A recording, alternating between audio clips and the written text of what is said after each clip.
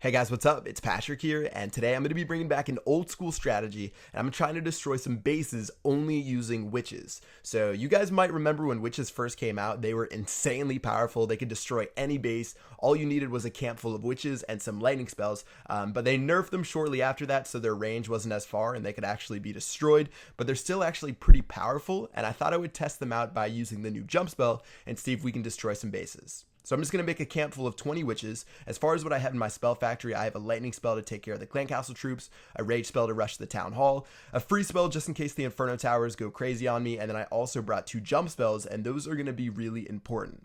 So let's go ahead and try to destroy some bases. Looking at this guy's base, I want to make sure that the people I attack have at least one single targeted Inferno Tower. So when witches first came out, I don't think Inferno Towers existed yet. And if they did, they were only set on single target. So when you made the giant wave of skeletons, pretty much no defense could take them out unless they got lucky with a mortar or a wizard tower. So let's go ahead and attack this base. One of the things you want to look for is giant bombs. So you can see there were actually 3 on the outside. And that's why I didn't drop all of my witches at once. I just dropped a couple. And if I lose like maybe 4 or 5 witches, I'm still going to be fine. And I still should be pumping out like 50 skeletons every couple of seconds or so.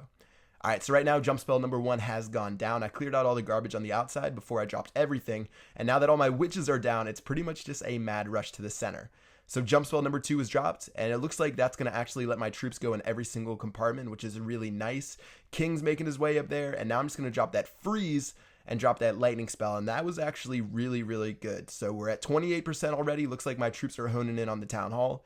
Queen still has her ability. I'm going to go ahead and plop that down, and that should take care of the town hall. And now we're just trying to get 50% on this base. So still have a pretty good amount of witches, and you can see the skeletons running around all crazy. They're actually a really good shield against the expos because I think you can make skeletons faster than the expos can take them out.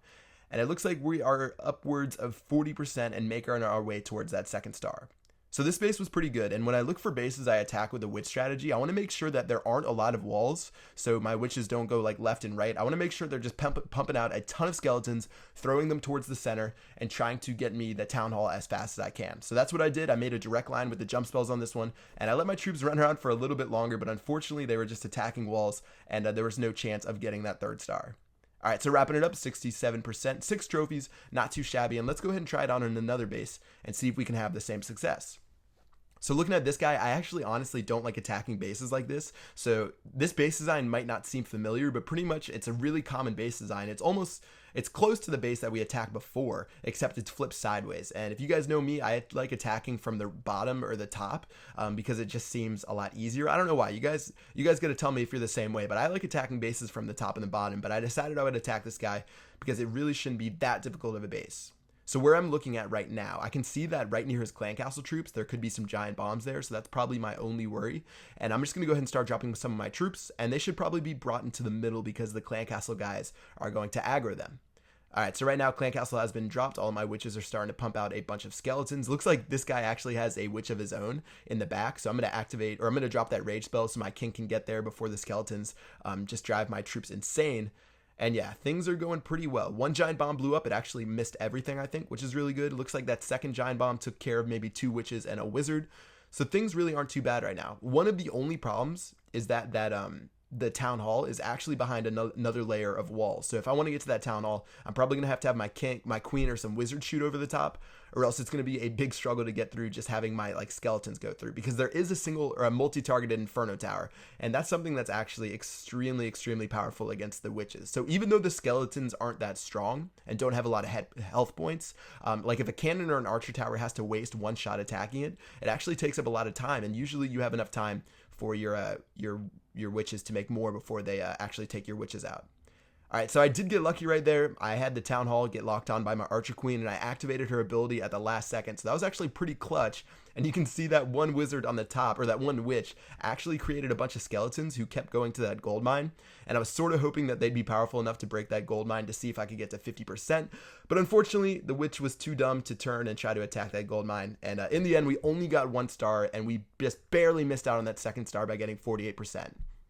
So not too bad. I really thought I was going to get 2 stars on that one. So let's go ahead and clean it up with this last one and see if we can get those 2 stars. So looking at his base, pretty simple design. He has a design where it's just like 2 or 3 boxes.